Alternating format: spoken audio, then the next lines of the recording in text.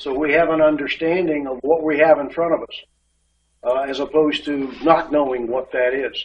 And then we've got to decide whether Saturday happens or not, because I've heard both sides of the story here now, and I don't think you present to the public something that you know is going to be far off. At the same time, you don't wait to the end when all the debate is done, and so that their input means virtually nothing at that point. So procedurally, as we go through these tabs, if you think you're going to make a major change to what's in this budget, raise your hand and say what it is, and we can start some of the debate here and at least have an understanding of what we're up against. Again, I think that makes sense to me.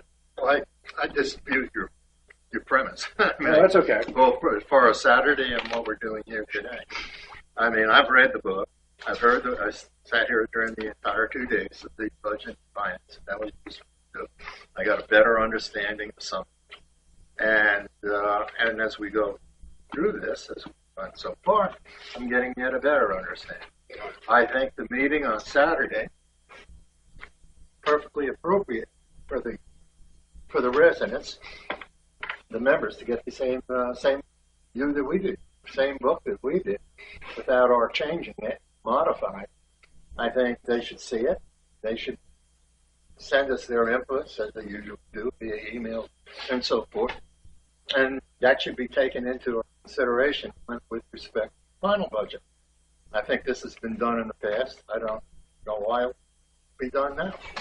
I think we do need to have another. Now, I can point out areas that I think require, if the board agrees, which I don't know if the board will agree or not agree. Might be 6 of you don't, and I'm the only one that thinks so. Maybe you will. No, that's the and whole they're point. major. They're bringing them up now.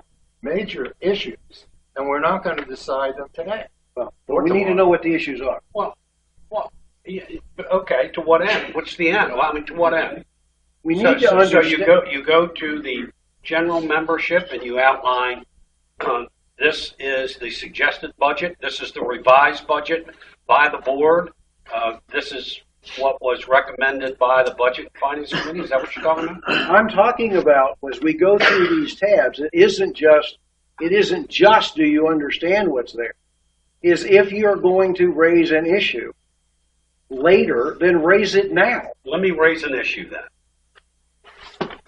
We had a $1.7 million budget, 16-17. Comparing it to the What? What are you talking about? I'm sorry, 13.7 million. What did I say? 1.7 million. I'm sorry. With 13.7 million. Thank you, Bill. It was a good catch. 13.7 million budget, 16-17. Last year, and I think I'm comparing it to the adjustment that Art makes, not the actual budget column, but the forecast column. It was 12.3 million. And the question is, I mean, what happened between this year and the coming year that we're in the neighborhood of $1.4 million in additional expenditures? Well, we're going to find that out as we go through this book. Well, I would hope that everybody's paying attention to that, because if you look at the previous years, we were as high as 14.7, and Bob kept honing it down, and now we're back. We're headed back up. Bottom line is everybody agree as we go through these tabs, if there's an issue you're going to raise later, you raise it now, so we understand what we're going to be faced with. I'm good with that. Okay, we good with that? Well, I don't Because mind. otherwise, today and I don't tomorrow mind are doing basically that. a waste of time. I don't mind doing that. Okay. But I'm on the other hand, it will be these issues raised, not debated now. The subject further debate and before the final approval. So Let's move on. Let's go. Okay, move. Keep going. I don't know what my objective is at this point. Go through the tabs. Just go through Go the through the summary, tabs. and then if somebody has a One tab after the other. Okay, Keep I moving. can do that. So have we left 03? We left 3? Yes. Now we're still on 02, right? We're going to finance. Been on 3 for 2 hours. Finance. Next. If I wasn't sick, I'd jump it. Jump. You All right. can't jump I that can't. high. All right, I'm going to go to tab 4. And tab 4, there were no significant payroll changes. There were some contract services changes I want to point out. And they actually can be best noted under contract services. You're looking at page 3 in tab 4. Page 3 indicates payroll processing fee of $24,000. Last year, that payroll processing fee, just as a comparison, was $13,000. We had gone to 80, or we were an ADP payroll processing for years. Tried down a different path that seemed a little more economical. We felt we were better served going back to ADP, so we went back to ADP last year. We got the first year discount. You know, when you go back, they give you so many months for free. Then this year we're back to a regular cycle. So that's where the biggest difference in this particular section popped up. I'm sorry? 13 to 20. That's correct. So then how does that compare with what it was prior to you making the change? I'd have to go back and pull it. I didn't go that far back. I compared year over year. So it was, How long have we had ADP? he No, said we they had had them them in the 2 years, past, but then they what- changed, and then you went back to them. You got a discount the first year, but now this represents The full year. 2, right? So my question is that pretty much in the ballpark of what we paid in the past? Or Yeah, have so their it's, rates it's changed? slightly higher. We went to WebFox for in a couple of the departments for an employee sign-in. So we made some payroll changes, in our way we process our payroll, the way we capture the information. So again, just something we go through. Do you anticipate any changes that we might make from an IT perspective might possibly impact us? I do not for this portion of it. Okay. You know, we went to example the WebFox allow a finger swipe in for a couple of departments versus what we did was reduce the payroll cost on the back for the process. Again, this stuff we analyze and look at all the time, but when you're manually making entries, the time it takes to do that, the labor and those type of things, we've streamlined some of that once more robust technology that ADP offers. So we analyzed it at the time we went down that path. So the IT shouldn't have, if anything, it'll just may speed it up slightly, but not dramatically, because we have these lines for the processing have to be, can't mess with people's payroll. So these are systems already built in that are direct.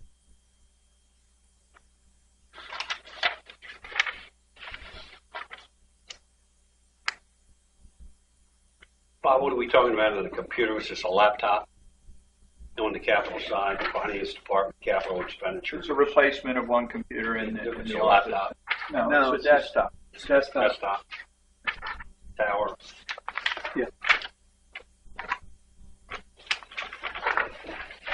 Okay.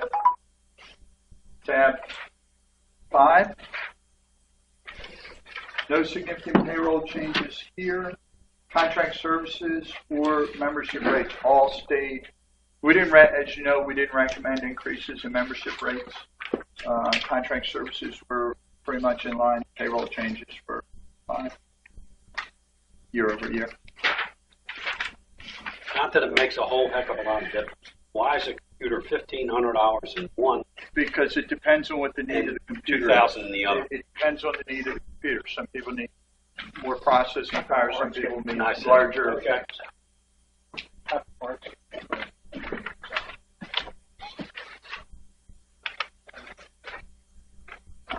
Okay, Hey, how tab. come, just one question? Yes, sir.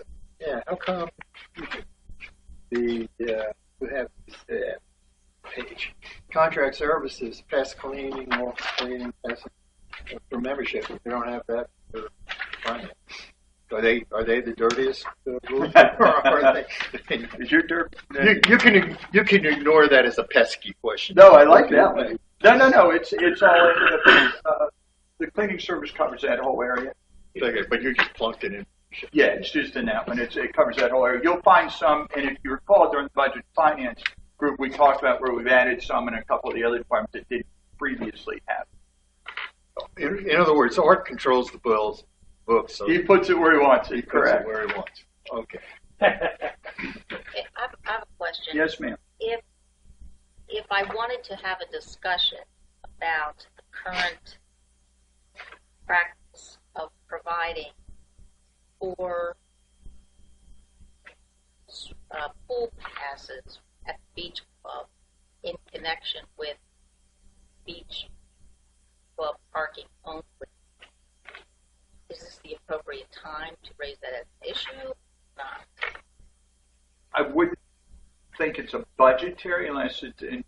Well, it impacts the budget, as I understand it, perspective of one of the reasons that beach club parking is added to aquatics, which makes them their numbers look better, was because of this poor parking pass thing, or excuse me, pool pass thing that people get with the beach club parking, which I personally had an issue with, as I've discussed with you, didn't work out that way when we bought. But so if I think that beach club parking, for example, ought to stand on its own and not be added to aquatics, and the rationale that was given to me why that was done was because they have those poor passes associated with beach parking. So if I wanted to say, for example, beach club parking pass ought to be that. If you want to use the pool, then you buy pool passes or pool membership the way you do for everything else. Right. Having said all of that, is this the appropriate time to raise that? When we got to aquatics, it would be, or the beach club parking, because that's where it would impact. Income. And that's what it is. It's an income item. So So you're looking at numbers, right? You're looking at the numbers. Yeah. So I would say when we got to one of those two, but since you brought it up here, I mean, we can certainly talk about it. I mean, we proportion what I believe your comment or your recommendation may be is no longer give the 4 free pool passes to go to the pool. If someone's used pool, they use something separate, and it's not included in beach club parking as a package. Is that correct? That's correct. That's going to be probably a deeper discussion, and probably something.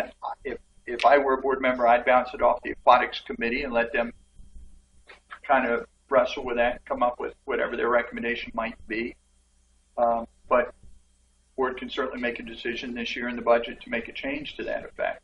I think you have potential negative impact in doing that. Aquatics will be done. Well, no, they wouldn't. That's not true. Well, they'd be close. No. Aquatics is $150,000 a head right now. The $50,000 pool pass has only made a 1/3 of that. The aquatics is outperforming. What I'm telling you is you potentially changing package offering for the passes that are provided are a philosophical change in what people are buying when they go to the beach. Yeah, and it didn't used to be that way. When you bought a pass for parking at the beach, that's all you got. No, you can buy it either. We've spent 5 minutes talking about this, so let's talk about it. Let's open it up and let Cheryl make points. Isn't that what we're doing? That's what I we're would like doing. to hear rationale that was given to you as to why these. Yes, we are. I don't know what we're talking about. Or And- passes. Yeah, 4 passes, 4 spaces. Yeah, 4 passes, but they pay, right? No. Yeah. It's part of when you buy a parking pass for the beach Correct. club. And you didn't used to get that when you bought it. That's correct. Now You you did. get these Yes, you 4 did. pool passes that presumably, and Yeah. I'll tell you why I say presumably, are good for the entire season, that you can use them over and over again. Well, unless you buy a pool membership as opposed to buying coupons or paying when you walk in, that's different at the beach club than it is at other pools. And my personal experience was got those 4 passes, but they were taken upon entry and not returned back. So they really were not being able to be used over and over again the entire season. Now, I'm told that for some unknown reason, we were the exception to the rule for the entire amount of people who bought that beach park pass. And I'll say further that it was explained to me that the reason for taking the beach club parking funds and rolling it into aquatics was because of that anomaly. Right. That people were being able to use those passes over and over again the whole season. And I'm saying that doesn't seem right to me. It seems like it ought to be handled the same way every other pool is, and beach club parking ought to stand on its own as a separate line item and not be rolled Let me into clarify one aquatics. thing. Okay? The 4 beach club parking passes. No. Pool Pool passes, and that's make sure you're okay. characterizing Okay, it correctly. work with me a bit. Yep. The 4 parking spots. One 4 parking spot. One parking spot. One You buy parking one- pass. One. Buy one beach club parking hang tag thing. And when you do that, that gives you 4 pool passes for the beach club pool For the beach only club. that you can use the entire season. That's a change in the way it used to be. I'm not sure exactly when that change occurred, but I'm going to say off the top of my head 2 years ago. At Oh, most. no. No, last Well, year. then for some reason I have been treated differently the entire time I've lived I in this can't tell you. community. They saw you coming. We've had this discussion. Well, just so what I is know. the policy? Just say it. Right. Well, Because I've never been given What? pool Come on, passes that come could on. be used the entire season. We started At the to, beach Jack, club. that you jumped in, so I was trying to explain. Go ahead. I'll let you come across. Explain how at the beach with park. If you get a parking only membership to Beach Club complex, you get 4 pool passes, which are good for once every day for the entire 110 days, whatever the season happens to be. Okay, and and that's been like that for many years. Right. The other parking pass you get is if you have swim, tennis, golf, platform, or something, you can get a parking pass for $75 that does not give you any pool coupons. Coupons are only good at that pool. And we tell people every year, that's what they're for.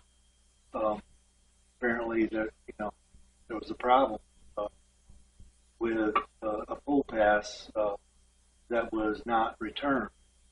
But we've issued thousands and thousands of them. This is the first time I'd heard anyone not use. Well, it's an issue for the aquatics committee because they tried to, Gary Miller's tried to get together something that I would present to the board, which would try to, we haven't decided to do it, try to level the playing field. Wait, no, let me finish. Trying to level the playing field because the people that buy individual memberships, $170 for a year, they're going to pay for that. 170. Pool people don't pay anything; they just keep going in for whatever the pool pass costs. You got 4 of them that can go in every day for 110 days, and so they thought it was an inequitable situation that we ought to try to do something to rectify it. Now, I don't. We haven't come up with a conclusion. Why did they think it was an inequitable situation? Because a person buys a $170 pass. Yes. They can go in any, that's true. But the person who buys the parking pass has 4 passes that they give out to anybody they want. They can go in as long as they want. I think Gary worked it out something like less than $20 cost to that person for that whole year. Whereas if they went in every day for 110 days, they're Only to that one Only to the one pool, that's correct. So they could be going to the beach every day Exactly. and parking every day and going to the pool every day. Right. And that could be horrible. Correct. Can't understand at least what it is. Well, if you had 4 people buy individual membership. And it's inequitable. I mean, let me ask our general manager, I mean, do we have a significant overcrowding problem at that pool? We have, but we believe we've partially rectified it. You recall the board allowed us to expand the decking area. So Yes. we had, but that was something we did last year, and we're still finalizing the deck this season. For clarification, the Aquatics Committee did discuss this. Pat, I don't know if you recall or were at the last meeting, but they decided, okay, they tabled it. They had evaluated this potential change and elected not to make the recommendation, make the change for this upcoming season. Any change to those? Chad's difficulty trying to couch it in terms of 2%. Basically. Yeah, the bottom line is you've got you guys are talking product here. You are. You're talking about whether you change the product or not. I lived in Columbia. I bought the parking pass with the 4 passes for the pool probably for 12 years before I moved here. I bought it. It's been around for a long time. If there was an error in the person, I guess, not giving cards back, the person's mistake. I've had those passes for years. Question budgetarily is, do we, what change do you want to make, if any? I don't know that you want to make any, as to where the allocation of that happens. Because there are people who are buying just those, like I said, when I lived in Columbia, I bought a parking pass that allowed me to park there and use the pool, and that's what I spent the money on. Part of it was for the aquatics for the pool, part of it was for parking. A year ago, the decision was made to take some of the money, move it to aquatics, because part of the use was because of someone going to use the pool. We budgetarily can change that, but as far as, discussion of the product itself, that's a whole different ballgame, which apparently aquatics now doesn't want to necessarily change. Well, So what's the too difficult. But hang So on. what's the issue? Let's think about it. There's a couple of things. First, Cheryl asked when plug it in, we all Right. agreed to go ahead and talk about it. So that's why we're discussing. Secondly, it's been vetted through the through the aquatics committee. They felt, and Tom, you're on that committee, am I wrong? Leave it where it is for this particular year. They're going to take it back up for consideration for next season, not the one we're working on now. So I've already met with them before we finalized the budget to see if they were going to make any recommend changes. They had some ideas. We talked about them. I shared what we were doing. They felt what we were doing was appropriate, so they didn't recommend any changes for this upcoming season. That's what's in the budget. Before I was on the board show, just to make you feel good, I got the 4 passes, gave them to my son, his wife, 2 children. They turned them in. We never. Well, it doesn't make me They feel did. good, actually. I'm sorry. I'm as what dopey makes as me- you are. What so, makes me feel bad is that I now learn that this has been going on for years, and I've never even been given these passes until this past Oh, you had the year. different. But whatever, the point is, okay, I brought it up. We're talking about it. Aquatics did not recommend a change, but it does impact the budget, as I understand it, and therefore, do you want to wait till we get to the aquatics tab to deal with it formally, or we're going to say I something thought we were about it dealing now? with it. dealing with it? Dealing with it now. Okay. What do you want to recommend? My recommendation is that they not get 4 pool passes associated park? with the beach club only parking pass, and that then people have to buy that, and that diminishes the expenses on aquatics, which caused the change in having some of the parking money associated with aquatics. Say that correct? You did.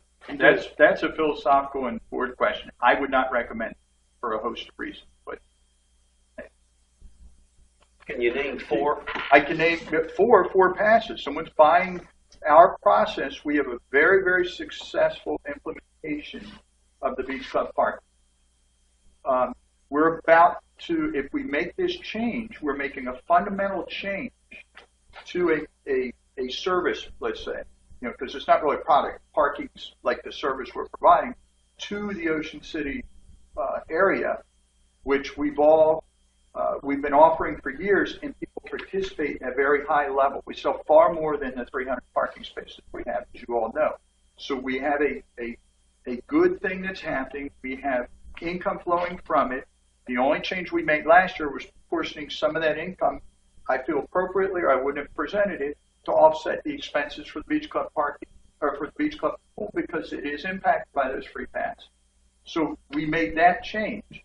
But I think to make a decision to alter what's being offered to a program that's a service that's been worked and people buy a whole lot of, you put that income stream at risk when you do it without analyzing what the impacts are. Well, what I'm suggesting is more revenue to, because now you'd have to buy a coupon, a pass for the pool, the same way you do for every other pool in this community, and not treat the beach club differently than the others are treated in terms of what you have to pay to use it. So I'm suggesting you're going to make more money, because I don't think people are going to stop buying parking passes for the beach. I mean, that's the primary reason people are going over there is to go to the beach. They're going to buy these parking passes. It just turns out that for everybody else in the community than me, they got these 4 passes that they got to use all summer long. Forgive me it just seems so weird to me that I'm like the only person in the community that this happened to, but whatever. That was just an anomaly. But I do think it is not that you're going to lose money, but in fact you're going to make more money, because people are going to then have to buy passes to go to use that. You're assuming they. Yeah, I'm assuming no, they will. but If they're I'm using saying it you're and you assuming take they it will. away, It's then they will. No, but technically it's a perk. You buy the pass, you get access to the club, you get access to the pool, you get access to the beach. That's part of what the package deal is.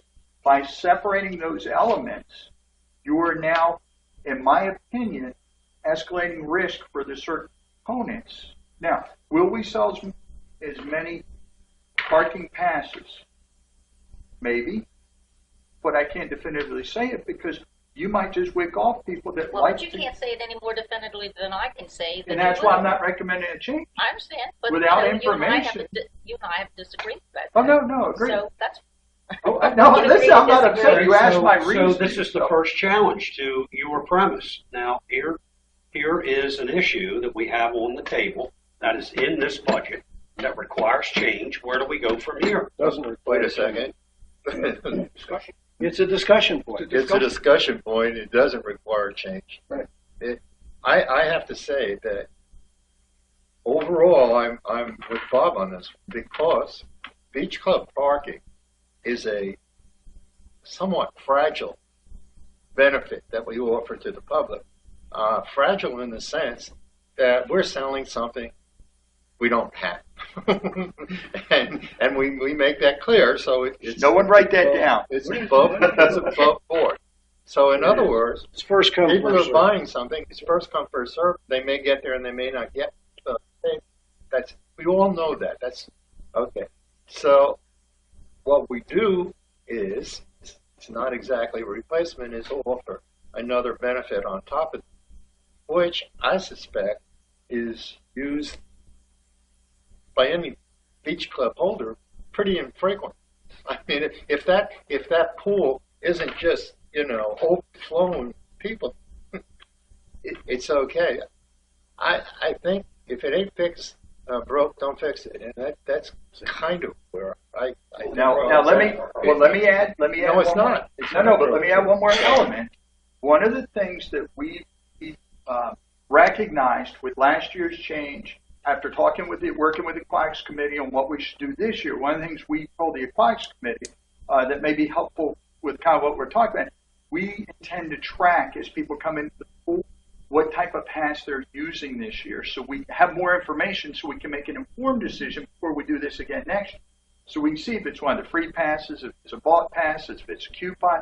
It's our intention at the Beach Club pool to get smarter about those people coming through the gate to use the pool itself, not just the parking, but when they come through, they have to show the pass. We're going to, those at the Aquatics meeting will remember, part of the reason we said let's just let it stay is so we track it, so we're smarter before we make any recommended, if we do make any recommended changes for the next budget cycle, not this budget cycle. Because what was really interesting is the Aquatics Committee actually was coming with a recommendation to increase the portion of monies derived from the parking pass with the aquatics park, increase it even higher than it was, which would be great for aquatics. But when we sat and looked at it, we said, well, wait a minute, let's make sure what we're doing is right. Let's track it this year. So working with the aquatics director, we came up, let's track it before we make any other recommended changes. Right now, we just want to cover our expenses for the staffing and the pool and that type of thing. So that's why we proportioned it last year, and we've got it the same way this year. We're going to track it more definitively moving forward so we can be smarter about our decision if we decide to do it next year. So we will have better tracking mechanisms. So if you find out through this temporary, or whatever you want to call them, those free passes, is really significant, and therefore accounting for a significant amount of expenses, then you might want to do that. But if they're not, then we may not make it. Right. But we can't say today because we haven't tracked it at that level. So we do, part of, when we did the Aquatics Committee, we did tell them we would be tracking the different users at that particular pool this year for that reason, because there is a question mark, and Cheryl brought it up, who is using, how they're using. We can't tell you definitively, so we can't make a strong decision to change it. Until we can, which we'll do this year, after that we'll be able to approach it with more factual information, and then be able to say it's something that we should take a look at making a change. One other small, but the real estate people give people parking places all the time. They're coming in to look at real estate, to buy a house, or even to rent, find out what it's like. That's right. Several years ago before I came, and I was given a club pass, and I had passes to the pool. That was very nice. If you don't give them the passes to go to the pool, they say, why should I go? Now remember, to the beach. To go to the beach, that's true. But we had approximately 22,000 visitors to our pool to the beach club last year. We track the number of people in and out. Do they limit the amount of people in that? Like you can go there with passes and they'll say, oh, you can't come in today, we're too full. Is that how that works? We could, you have capacities at all your pools. What's your capacity? Is that something that happens? We haven't had that issue arise yet. Happens. Have not, no, sir. All right, so let me ask you another question. When you have a pool pass for in community, yes, sir. that also allows you to go into this pool. Is that what you're saying? That's what you want to track the difference? No. What I'm saying is the pool passes that are issued with the parking pass, the four free. For that pool over there. It's for that pool only. Yes. But we don't track that when you come through the door. Whatever pass you use, whether it's one of those free ones or what's the other pass? That's my question. It's the pool membership. Pool membership. Pool membership. So I have a pool membership, so I can go. If you have a membership to the pool, you can go over there. Yeah. But you can't park. No. So how many people? No, wait. No. That's If you have a parking pass, You can have a parking Unless you pass, buy the pass, you can't. but if you have a pool membership, and you buy the pass, you're buying it at a much discounted lower rate. Correct. Right. Right. So that price point, if I already have, I'm a pool member, I bought a membership. I want to park at the beach. I'll buy the $75 beach pass and not the $150 beach. I already have my membership, or $175. I already have my membership. So I may already have the membership to all the pools. My annual membership gives me a right to use that particular as well. And you get a discount on parking. And I get discounted parking. Right. But you can also use that pool without having a parking pass, because you could use a coupon, or you can pay at the door. Coupon or pay at the door, or use one of the four. Only one person drives the car at park. The other three have the passes. So yeah, and we track it. The capacity at the pool is, I believe, 450 at any given time. We have not exceeded that number, but we wouldn't have had space even this year, even with the expanded deck. I don't know that we'll have space to exceed. How many you had? 22,000. 22,000 visits at that pool this year. But you don't know how many of those are Related to what type of? right. Correct. We'll track members and cash and coupons and what type of card. We will track that issue because of this issue, because of how much we're going to apply. Do we reconsider doing it differently? Flags Committee had an idea of increasing it. I didn't feel comfortable, nor did our Flags Director feel comfortable approaching the board with an increase in anything without validating. So we said, look, give us another year. Now that we had the allocation last year, we're doing the same type of allocation this year, but we're going to track it a little better. Who's coming through the door now, and we'll be able to make a better recommendation for next budget cycle. And you'll also be able to tell how many times a person uses that free pass as well. We will be tracking, we'll be able to track that. Individual pass. Yeah, there's a number on the pass. Okay, so you check it for each other. Number on the pass. There's no gate or anything. It's a guy, right? There's someone there that tracks when you come through the door. You So if there's somebody watching that game, can't just walk in. Someone signs you No. in. When you pull in the parking. No, we're talking about the pool. Yeah, just the pool. Okay. Yeah, this is all about So the you're pool. okay. So the data point or the data collected is combined with pool pass and parking, so that you know. No, we're going to track. We're talking about the pool. Talking about that. When you Tracking. come through the pool, someone's going to, well, as we do now, we just haven't broken it down another level, which it's our intent to do this year. Whether it's one of the free passes, a coupon, whatever. We know coupon and cash, but we'll be able to delineate all of the columns of how people are coming through the door this year. the other piece of this also is if you're going to remove those passes to go work, you just altered the product rather dramatically, and you may have to lower the price. You went from having a place to park and 4 passes to go into a pool to all of a sudden those passes don't exist anymore. That's why I said 20 minutes ago, this is a product service change, which in my opinion shouldn't be made on the fly in the midst of. Now, if the budget allocation question, that's a different discussion. But as far as changing the product amongst budget discussions, I really don't think this is the right time. Well, the reason that I brought it up is because it does impact the budget because of the allocation of parking money that goes to aquatics associated with that. And Bob said they were going to ask for more because of that.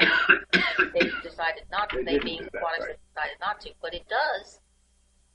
Budget. I mean, it takes the money and puts it from here to here. It's a product change. It puts the money from the exact one It's pot here to here. into It's another still- pot. Doesn't totally zero impact on the budget and the assessment and anything like that.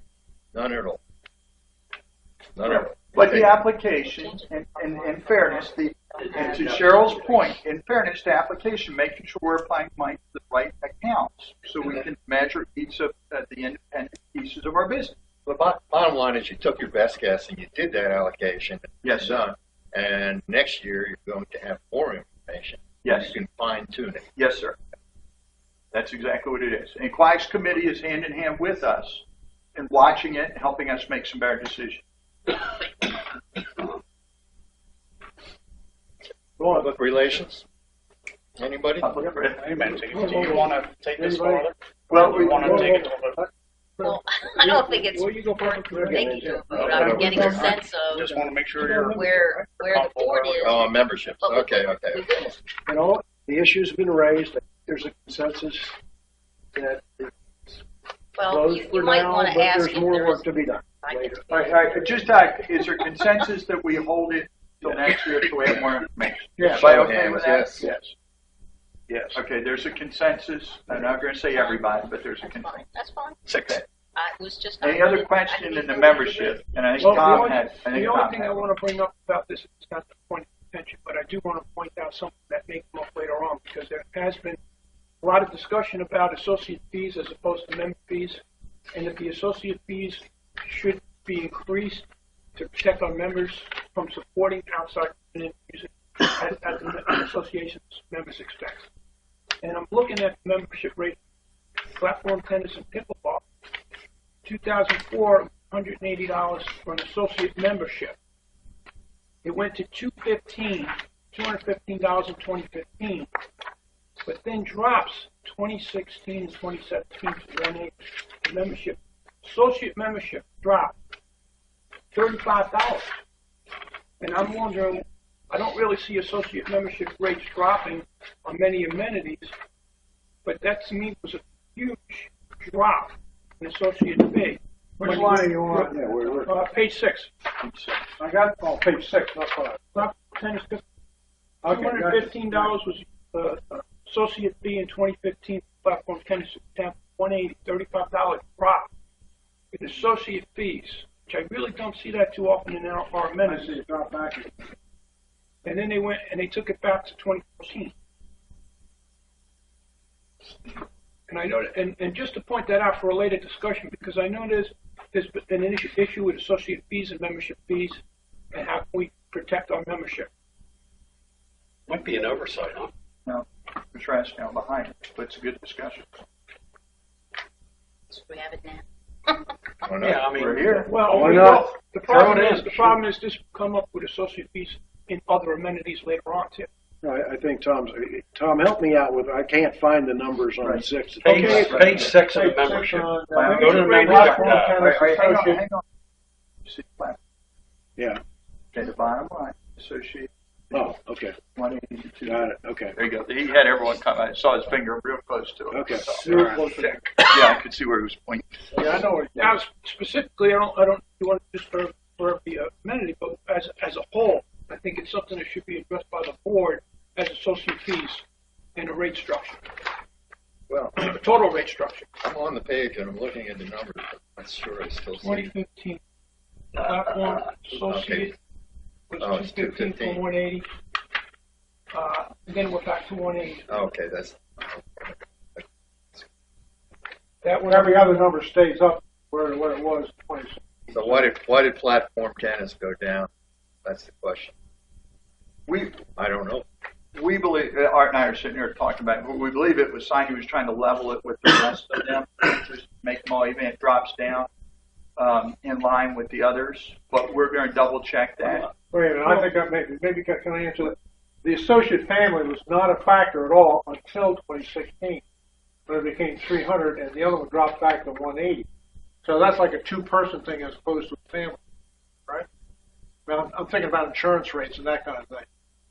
When we used to have insurance rates with just family and individual, okay, then when you had family two-person individual, then two-person rate took up some of the slack and family down. That's what I'm looking at. Maybe that's why the 215 went to 180. It's fine. We're going to check with Let's just find it. our rec directors. We'll check. You might be right. I just I have a feeling that's what it is. well, we get that. we can. can. Yeah. No, I understand. No, it's good. That's my point, to protect our membership. Exactly. Just bang up the fee. It's a no-brainer. We'll find out the rationale behind. It's not just this one sport, though. I'm talking about associate fees for all amenities. This is one that I'm bringing up because we actually lowered it. It seems odd when I think we should be looking to raise it. Well, this, I'm looking. I'm, as Bob will tell you, I've looked at, I call it differentiate between being a member buying access to something versus a non-member buying access to something, be it a program, a class, parking, whatever you're talking about. I've always believed there wasn't enough of a differentiator between what our members pay for a That's class versus what a non-member pays or whatever. The thing that I've struggled with over the years is how do you fix that? Do you simply say go up non-member fee by 10% across the board on everything? That's kind of broad brush. You can cause all kinds of problems doing it that way. I don't know how to address it. Some of the classes, again, this came up in the discussion at Parks and Recs, was, you have a group of people in Ocean Pines that want a program, and they come within 5 people of having enough people to have the program. You can't price yourself off the marketplace to go get the 5 that you get from the outside. However, I still don't think there's enough of a differentiation. No, but if there's no market for that business and nobody's signing up, then you got to drop that business. You can't keep taking a loss. Every year, if you look at Parks and Recs, how much they're losing? Well, Every year the loss goes up to accommodate these outside things. That sometimes you got to just cut your losses or you're bleeding off Yeah, funds. but that's not entirely It's not a really true a statement. yeah, Just that's- FYI, yeah, I know it's been said, but be careful. Well, the problem is we don't really have those numbers. And I think That's we should the have bigger those issue. numbers. There you That's go. the bigger issue. But one of the things, and part of the new software that I told you about with Rex that we figured out, actually we'll be able to delineate the type of person taking the program to the detail. Resident, non-resident, non-member, we'll set the classification. So when you sign up for a class, we'll be able to pull regular reports once that new software program is implemented to track that very definitively so we can know. Because one of the things to talk about was 60%, I think Cheryl 66 mentioned was earlier. the recommendation. Well, 66, and Cheryl corrected 60 if Is I'm. the existing one. Yeah. They recommend up to 60. So with those numbers, our software doesn't track it to that level right now, and that's part of, when we talk about best in class, some of the things we recognize when we're looking at the software, how detailed we need to be so we can make better decisions on this type of stuff, because this comes up. It comes What up are we every charging year. members versus non-members? And then we're going to, as an association, certainly you all as the policymakers, make some hard decisions of resident, non-resident. I think I heard Mr. Stevens saying it earlier. I forget the term he used, but we have people that live in Ocean Pines that are non-members, but they're residents. Because I own the house and they're renting from me. They're not members, but they're residents here. And then we have non-resident people that come to use a program or service that we offer. The concerts in the park. That Ocean City, all those places. yeah. So what we have to do for the things that we do charge for, we're not going to be able to track the non-charge, the free ones, because we don't know. But for the ones we do charge for, we'll be able to get to that level, to your point, Tom, to understand who's using it and at what price points. Very That's very definitively, important. so we can track it better moving forward, because we recognize that's something we should. Now, do we change anything? Don't know. I wouldn't recommend changes this year for a couple of reasons. If we have a program that's failed, okay, that's just not hitting numbers, and when we get to REC, we're going to talk a little bit about one of the highlights is a couple of programs won't work, drop them. We've added some. Some of the bus trips we used to do that were very successful aren't as successful as one example. We've changed them. Some of the concert series that we traveled to, we take people a bus trip to go see some, didn't work. We changed them, and we may change those midstream and go somewhere else. So we're constantly changing the product or service offering based on if it's not working, why do it? So we don't just keep it there forever if it doesn't work. We analyze it. If it's not working, go on to something else. One of the issues, though, Bob, in determining whether or not something is successful is there's a missing piece in all of this. That's our market. And I think in Ocean Pines, we need to do a much better job of marketing what we have available to people. And that could make a difference in terms of how successful something ultimately would be. That's an interesting transition since we're about to go to PR and marketing Yes. tab. So that's perfect. That's my segue to you. So Tom, does that help answer your question? I mean, I you're think, right. yeah, We need it's to important for us to, I think, to get that information, understand especially it. Parks and Rec. We're losing Yes. over half. And the Parks and the new software that we're going to implement to use for Parks and Recs actually allows us to delineate the type of person using the facility or using whatever the program is. So yes, we recognize and completely agree that we need to track that better. Okay. And that's part of the software upgrade, not hardware, not the big plant, the software itself. Now, Cheryl, you had just made a comment, and let's go. Let me cover mine, and we'll come back to yours. There you go. All right. PR marketing. We did make some changes here. And again, what we did was and it was interesting to hear Budget and Finance recommend. We've already taken these type of things into consideration. One of the things from our marketing team looked at utilization of their limited personnel, and it found that going to pulling out the part-time person and it relieved us from some other expenses that are associated with employment, when someone's employed with us, and plugging them into contract services actually reduced our costs, but we can increase what we actually receive, from the end product, graphic design, that type of thing. So we've made that change here. Contract services did increase slightly. But that's because the part-time position disappeared. So we're actually getting a little more service for a lower price, which was a good move in their thing. In their department. The other thing is we did increase for some signage and billboards, which is something we had talked about in the past, to try to put it out there at a wider spread. But to Cheryl, your point, your question was we need to market better. If you look at the list of things on page 3, where our marketing efforts go, are there specific areas that you're aware of? Because our website's been recognized, our Facebook page has been, when I say recognized, you all have seen they've been recognized by outside agencies for the best of this, the best of that. That's all a big part of it due to the marketing efforts, due to the enhancements we've made. Utilization's up in the majority of our facilities, and we think that's has a lot of impact with the direct marketing on it. So where are we missing in marketing opportunities that you might recommend that we consider or broaden in the budget area? Some of it's internal in Ocean Pines with signage, and some of it is external.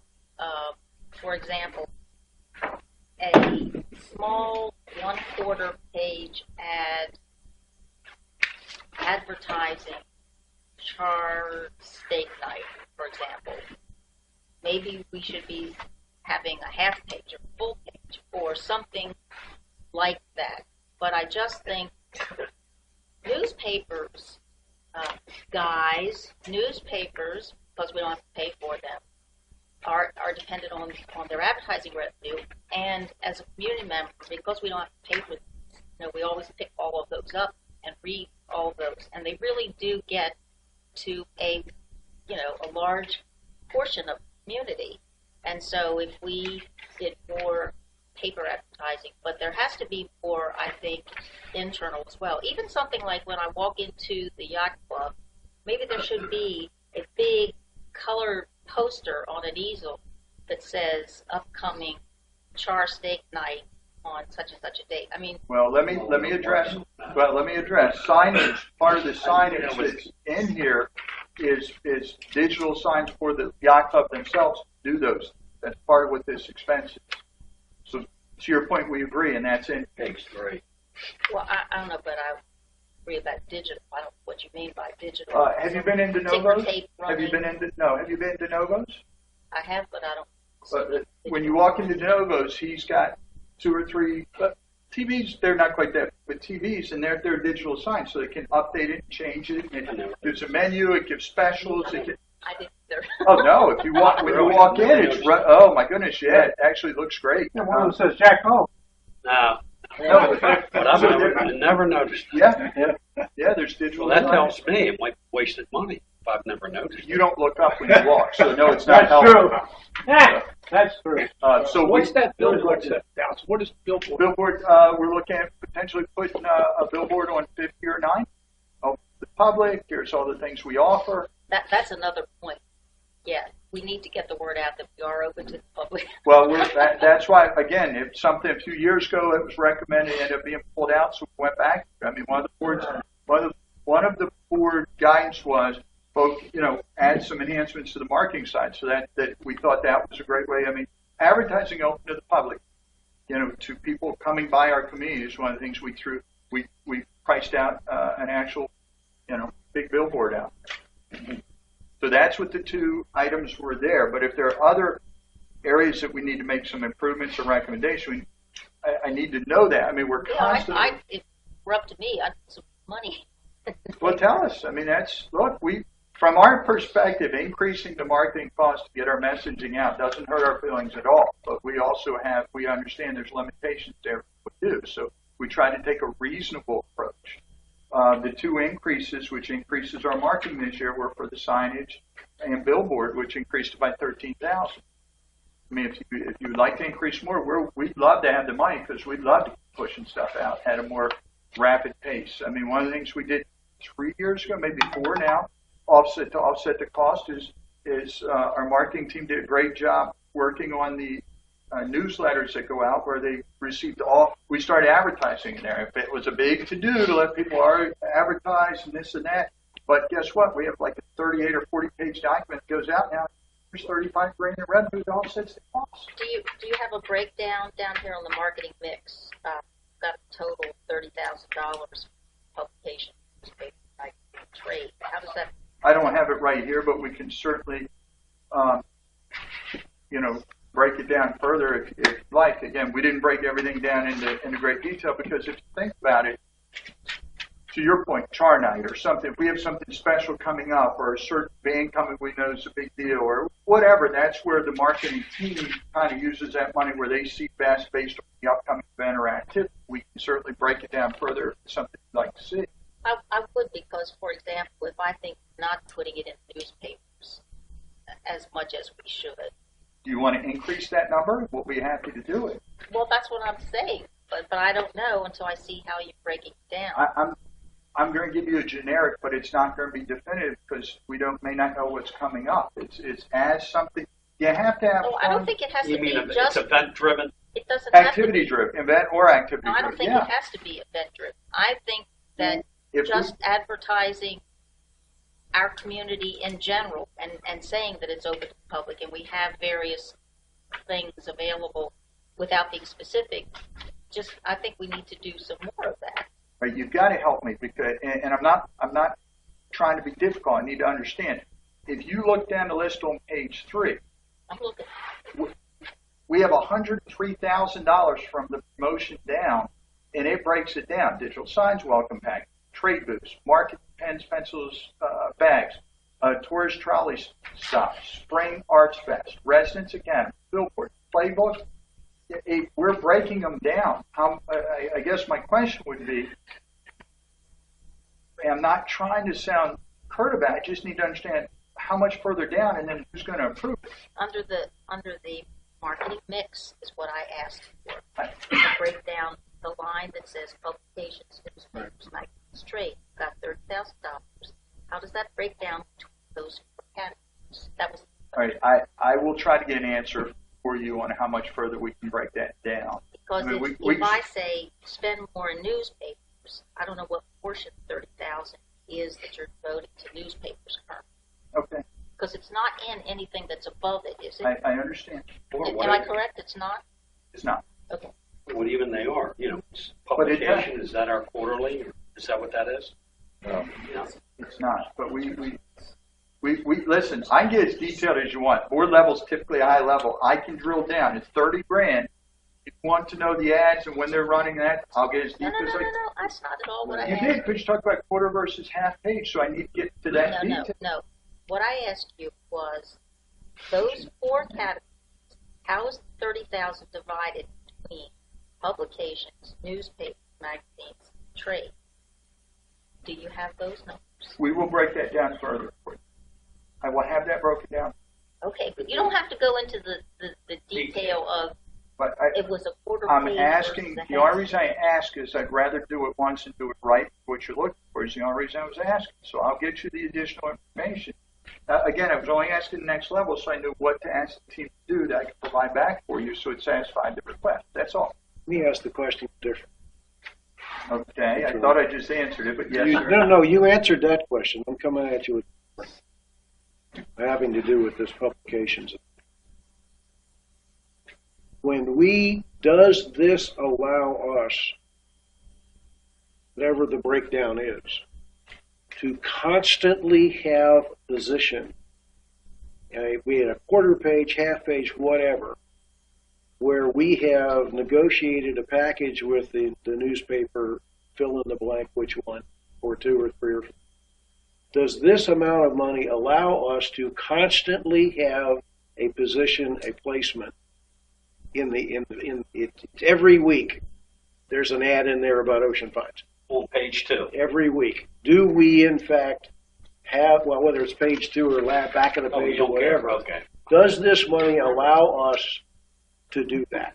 The 30,000 Yes. for the because publications Well, yeah, you're not going for to. guides and newsletters. Yeah.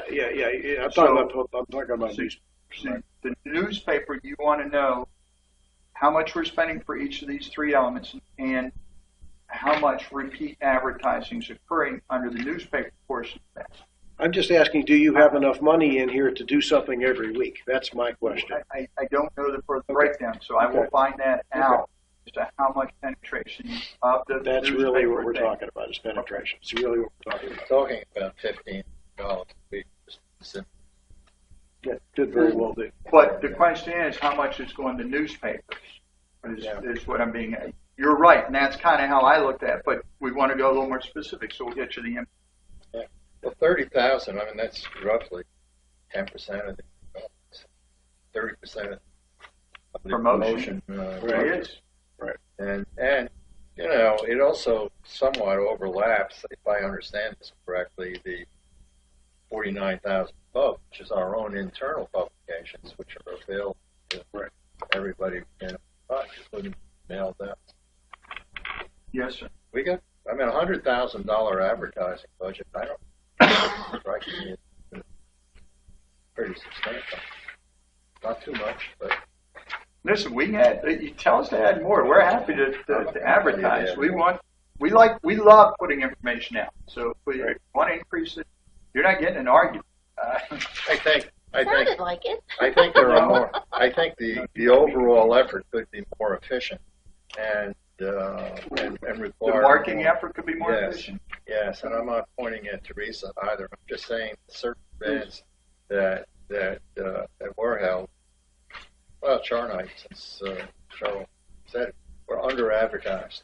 In other words, the word doesn't get out, didn't get out, and as a result, the crowd was noticeably small. How is it now?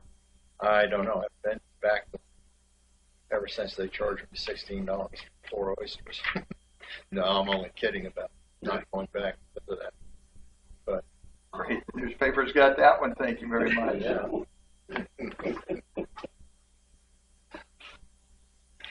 All right, so we'll get a breakdown of the $30,000. All right, next tab is CPI. Couple fill in the blanks there, Bob. Yes, sir. Page 2. Who starts filing fee? Where do you come up with the number 750? That is, $30 a hit. The 750 number. I got you. That's a combination of new starts and any renovation work or anything. How do you come up? How do you come up with a 7? Why not 550, 650, 1,050? How do we come up with that number? Based on the track history where we are and what we're seeing in that part for, current Years. condition. Yeah, and if you look at the tracking, I mean, I think We've been around 27. On that final field. yeah. So it's just an average. We think we're on target. It's actually increased a little bit. We're starting to see. 325, Jack. 320. Look at line 325 on page 1.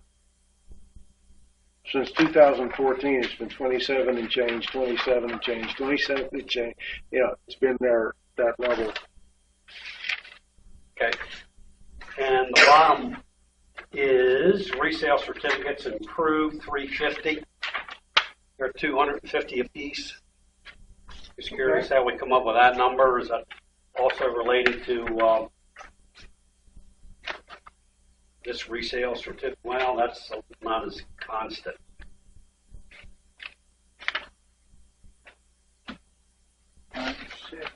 Was it improved or the Improved, yeah. expense? 87.5, and we're at 96 right now. We had 77 budget. We're at 90,000 the year before, right? Is that the one we're talking about? Yeah. 327. 327. Yeah. So we're right in line of what the previous. I mean, it's an average. I mean, we can. You think it's all? Tell us. But I mean, actual in 2015 was 90,250. We're running to be 96 right now. Okay, so these are realistic numbers in Everything in the budget's a realistic number. We don't take anything for granted. Okay. Well, I'm saying I wouldn't just throw it out there as a. I mean, we may miss something, but everything we try to do is realistic best we can with. Got it.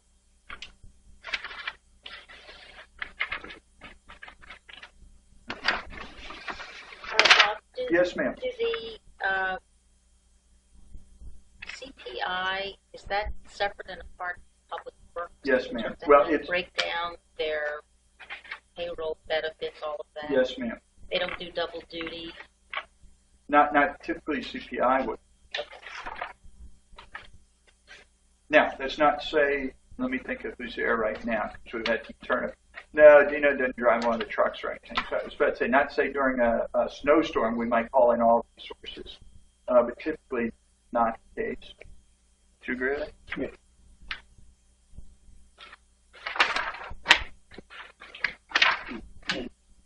So it beat us to CPI, huh? Yes, sir. All right, next one is general maintenance.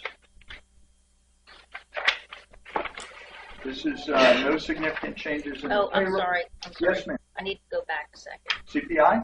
Yes. I know I'm looking at legal fees and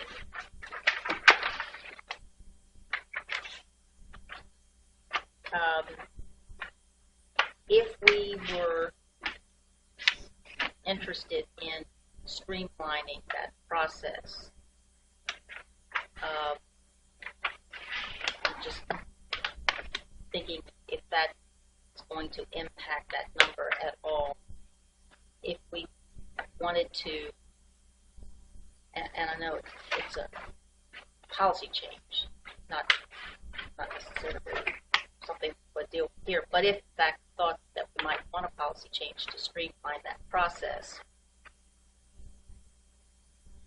and get to the bottom line sooner, is that going to impact the legal fees in some way? The $3,000? Yeah. If it had an impact, it would be insignificant based on the entire budget. I mean, no, ma'am, I don't think that's. Okay. Yeah, I mean, Out here because I think that's one of the things that some of the members have talked about. you're talking about streamlining the enforcement of CPI violation. Yeah. But you're still going to have to run some to ground, like fully out your immediate attorney's fees. And again, all it takes is a couple top ones, and those fees are going to, it's not a big amount of money in the overall. No, actually, so- it's kind of modest. Yeah.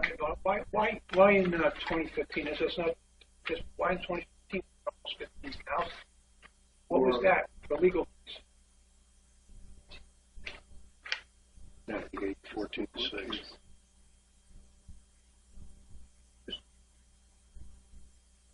Yeah, maybe. Oh, that may, and I don't have it off the top of my head, but that's probably where we got real aggressive. Where we went to court on a number of cases for the collection part, and then what we figured out was some ways to streamline that, where we put anything over $5,000, or $5,000 in. All right, so which one's this? I know it's court. Oh, ARC going to court to enforce violation. We had an increase again. I'm thinking we have a combination. If you recall, back in that time frame, we had more foreclosures, more bankruptcy. We're going more aggressively. The board had dialed us in to go more aggressively at some of these things, the CPI side of the house, and we've been doing that. So we would have had more either court cases, and we may have that same thing, in any given year when the board says get more aggressive if we don't find a way to enforce it ourselves. Like some of the things you guys have said recently, go on the property and fix it. We're not even going to court. We're just kind of streamlining a little. So in this case, we were after it pretty heavy, it appears, during going to court with. And that can happen. You have a spike up and down. I mean, 8,000 in 2011, dropped 4, then 2, then to 1, then it went back up. But I will tell you, a lot of that has to flavor of the word. And I hate to say it that way, but if you all say, hey, get after this, we need to get after it, but the expenses occurred to get after it. We're going to have better information on being able to balance attorney's fees, get at that versus going to property, doing it ourselves. Because we know what the cost of that is versus aggressively pursuing people legally. Because maybe it's Didn't we address this last?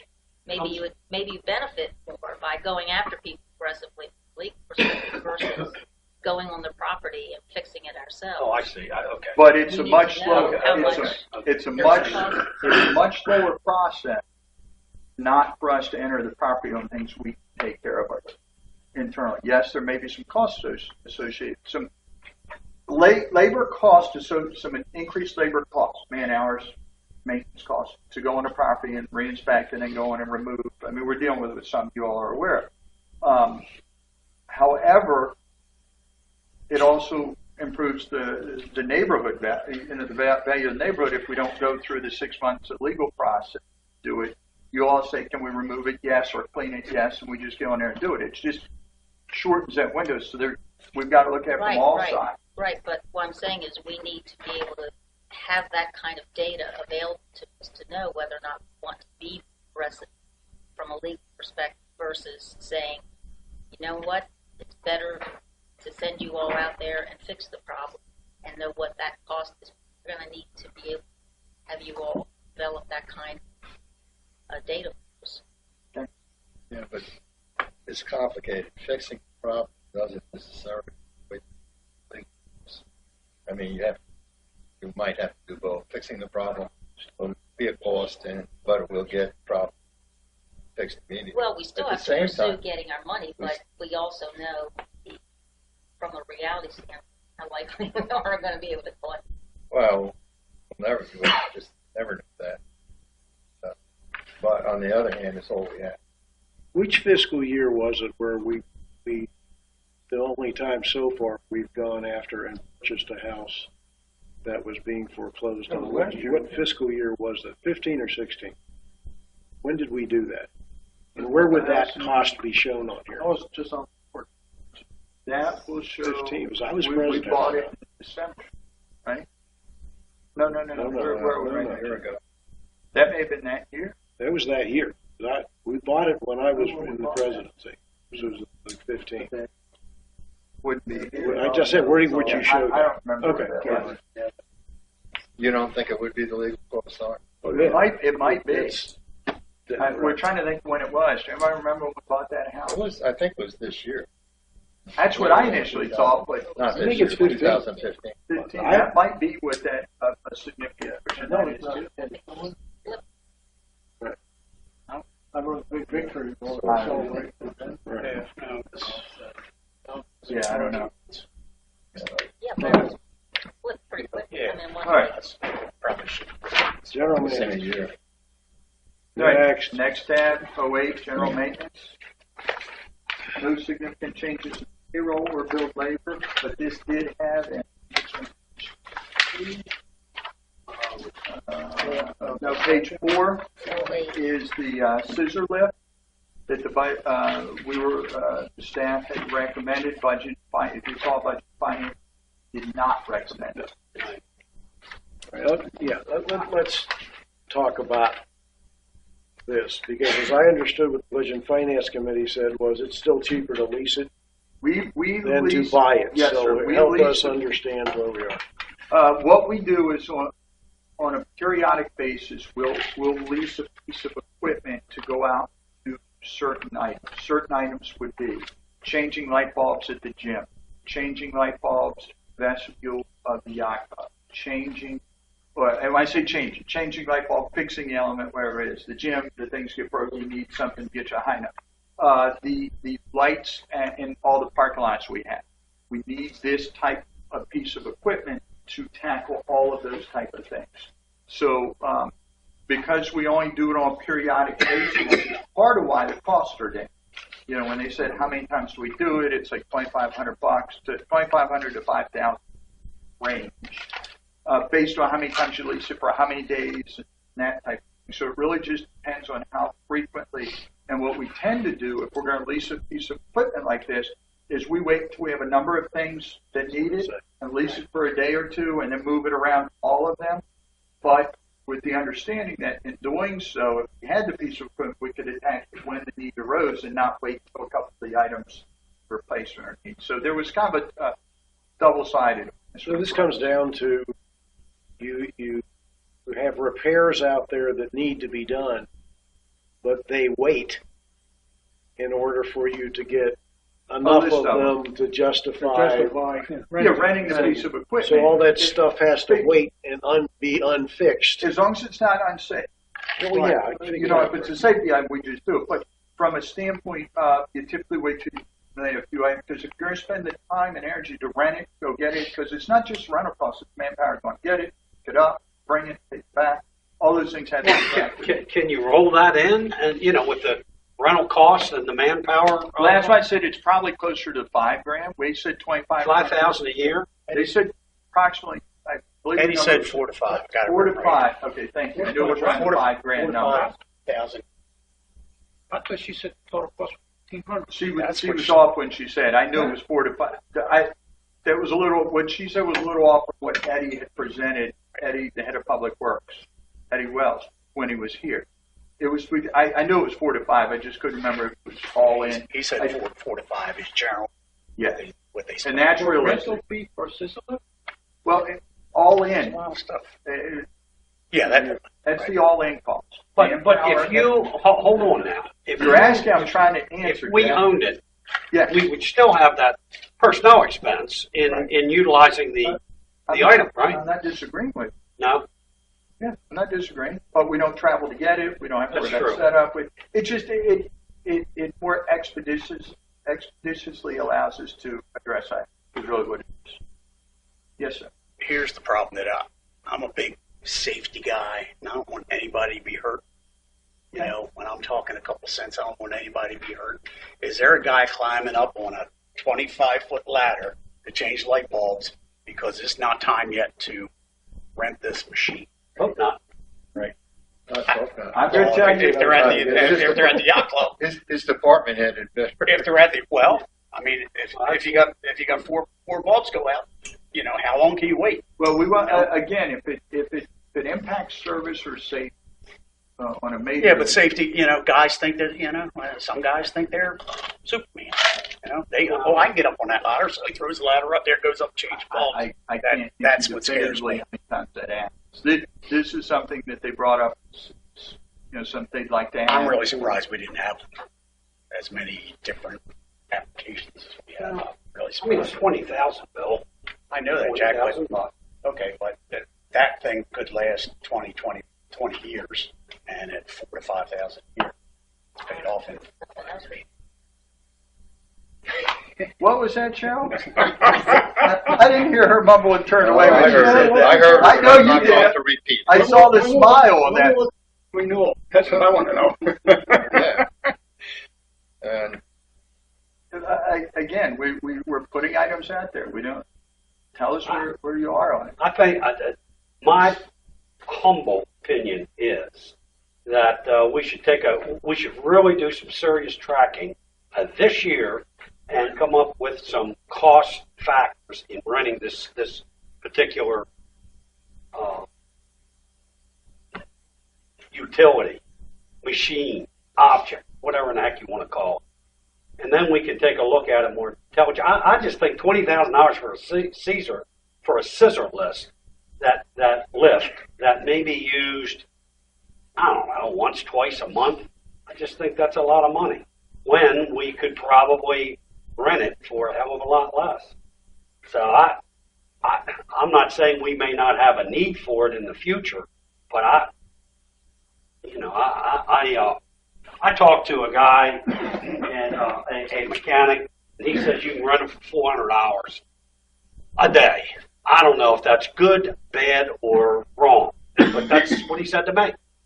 So at 400 hours a day, I don't know how many days you would be using this machine, and how long it takes to recoup your expense. my feeling, I don't have a feeling one way or another on whether we should get it or not. I mean, I think the argument is good, well made. But I would like to defer what I think until I see the entire capital list and determine whether or not, you know, relatively how this stacks up against some of the other things. That's fair. That's fair analysis.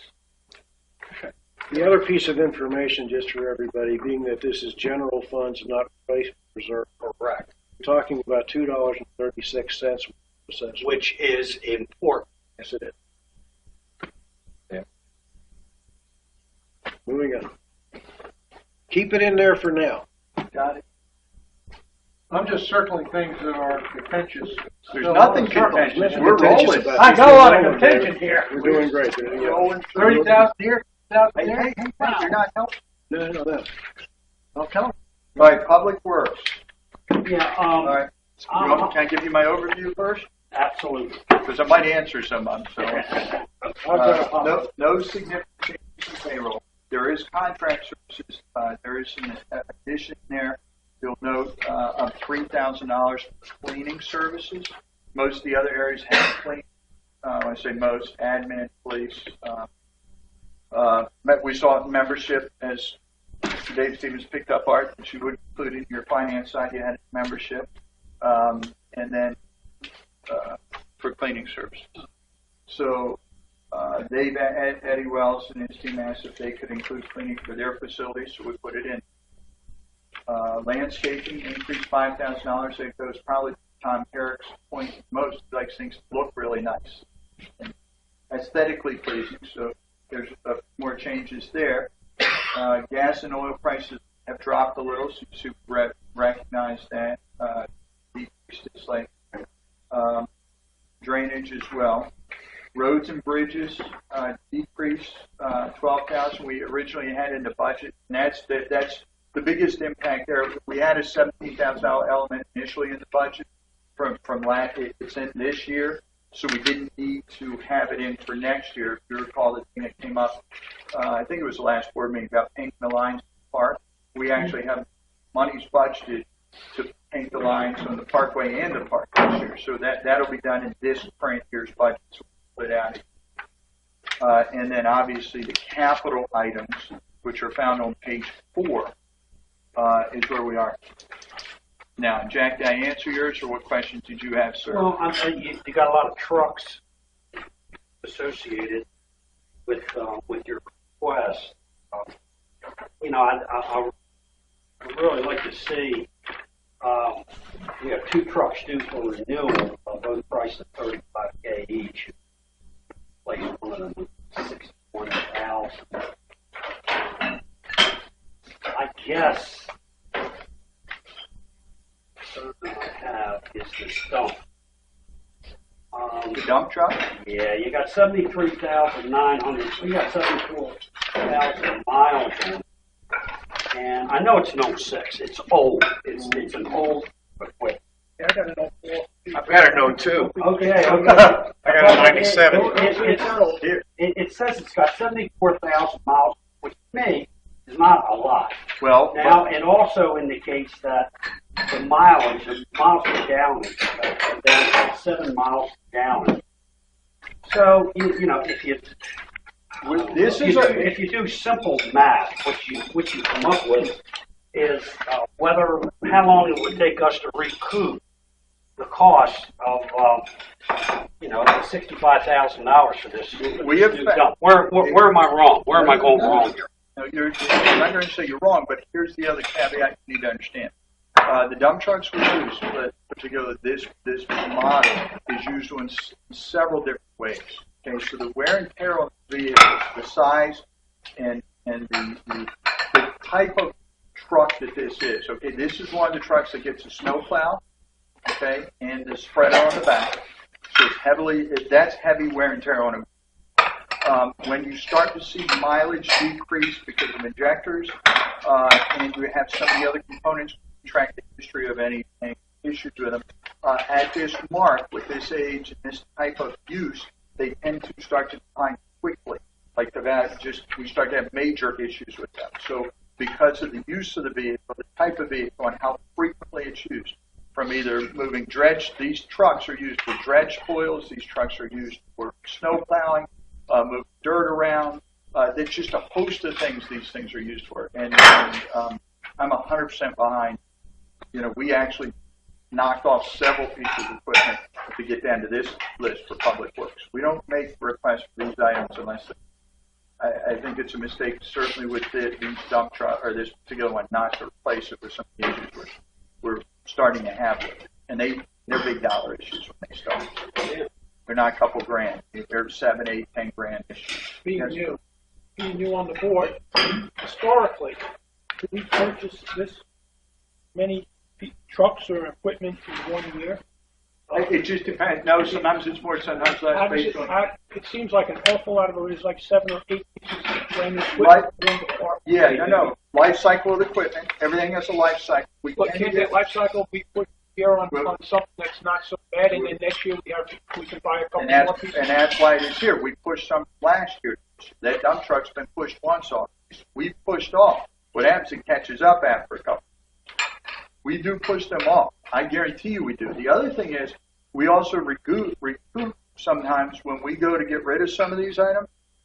If they're not a trade-in value isn't where we think it is, we'll also sell them at auction where we also have some benefits from which helps offset the cost. So we do. There's a So process. next year we'll be buying like 5 or 6 pieces again?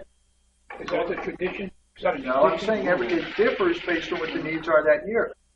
You understand this is a big department with a lot of moving parts in it, right? So when you say a lot of equipment, this is not a lot of equipment for a department at the size. I mean, I'm just saying traditionally, it's just not, and we don't ask for things that we don't believe we need. They're all replacement items, and it's when they start to fail. There's a time when, a car is an example. It's a little, using your car is a little different because the wear and tear is very different than a public works vehicle. But once you start to hit that slope on a contractor type vehicle like this, it drops dramatically. So we try to get it as far as we can where we're safe. We're not worried about breakdown. But then we get to a point where we've already exceeded the life cycle, and we typically go well beyond what the cycle is for the replacement anyway. We don't, it's due today, it's done. If we can get more years on, we keep it long. We don't get rid. If we have a write-off for a life cycle of 7 years, we'll usually do 10 or longer.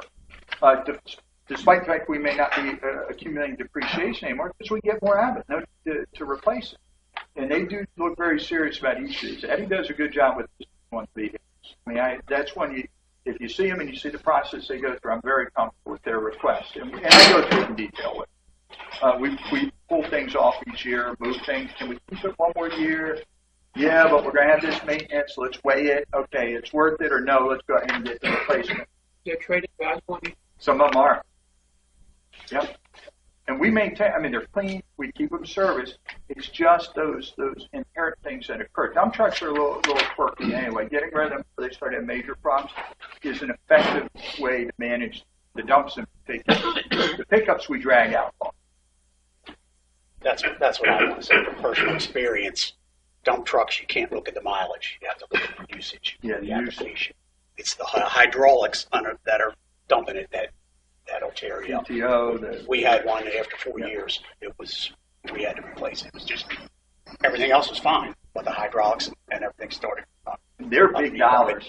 Oh, absolutely. The hydraulics and that chews up the gears and all that kind of stuff. That's big money.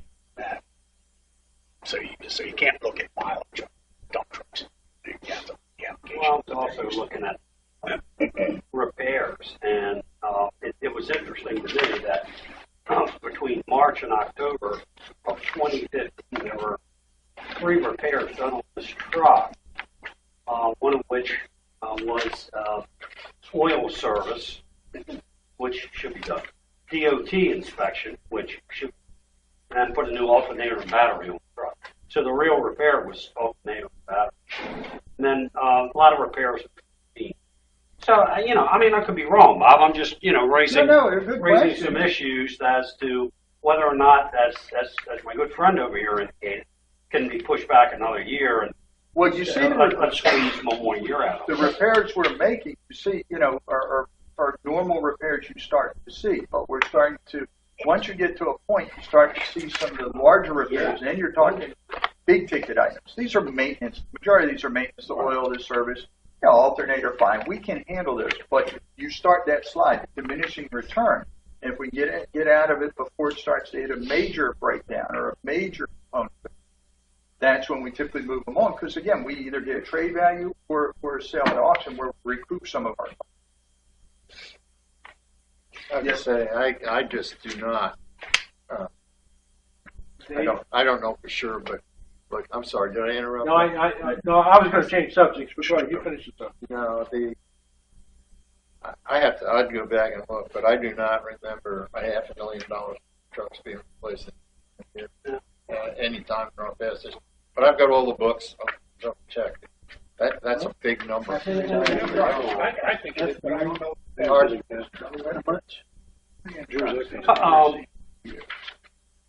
And this year, but in one department. But I don't No, see trucks, some of them I are. don't see $500,000 in trucks.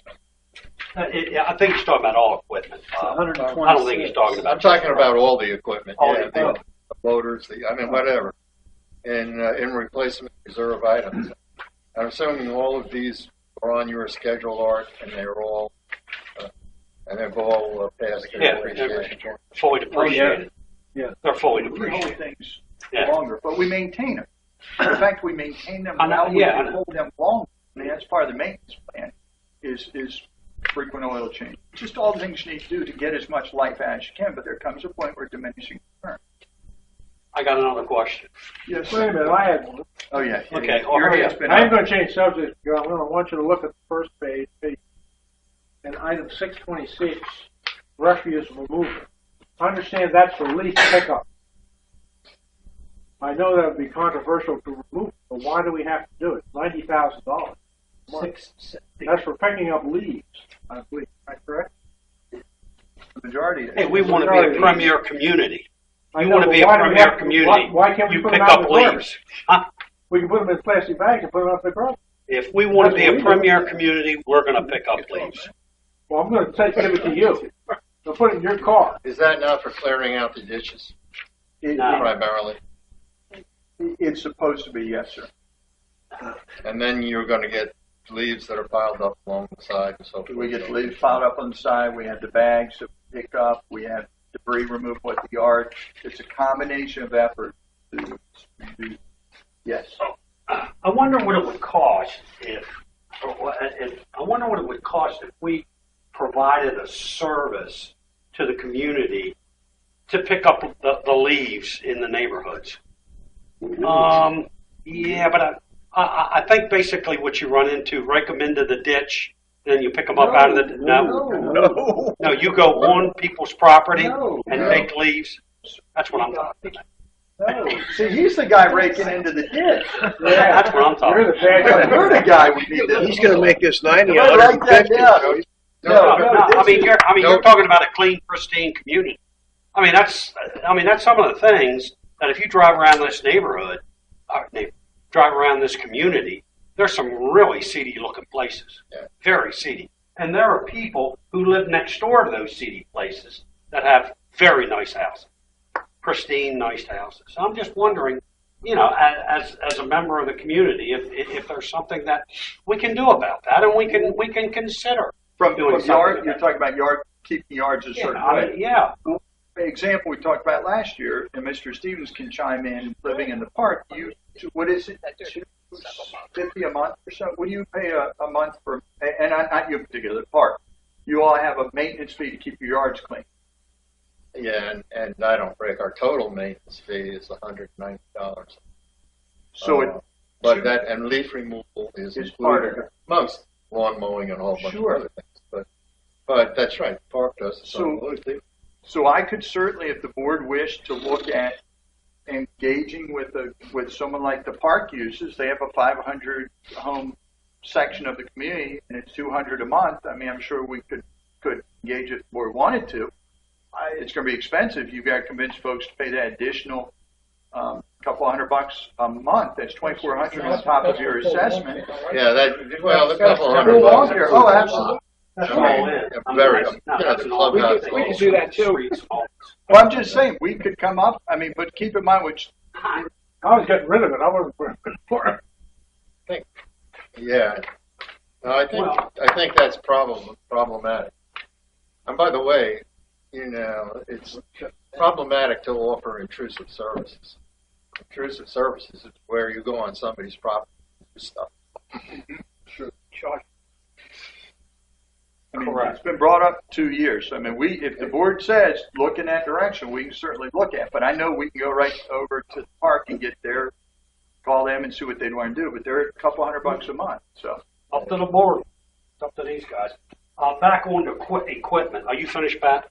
I haven't finished. It looks like we're not going to do it. Back on We're not the done equipment, Bob. I know. Yes, sir. Got a, okay. You currently have 2 tractors that are due for renewal, and you're replacing it with a versatile piece of equipment, which is a Manitou loader. Yes. And this versatile piece of equipment that will also take any skid steer attachments. Then we're ordering a skid steer for $70,000, and I'm wondering if this dude can take care of the needs of the other piece of equipment, new track loader. No, they perform. You understand the amount of services we offer in different areas of at any given time. Looks totally different. Totally different piece of equipment. But this thing does say it will also take any skid steer attachment. It has the ability to do that. That doesn't mean that's going to be the primary use for that particular piece. The Manitoba piece of equipment is a new piece of equipment that we're looking at to replace a couple of other items, and this does a multitude of things, and we just listed all the different, a number of the attachments and things we get in the future. If we decide we want to keep this piece of equipment, it does more than the typical 1 or 2 pieces of equipment do because of all the attachments. It can't completely replace every skid loader we have. That's not the intent. The intent How many skid loaders do we have? I don't. I mean, more than one? Jack, I'm not going to tell you because I don't have the count in front. Okay. We would again. We tried. This is a combination to alleviate multiple pieces of equipment. So we're using this in a way to approach it by reducing the number of pieces we have. But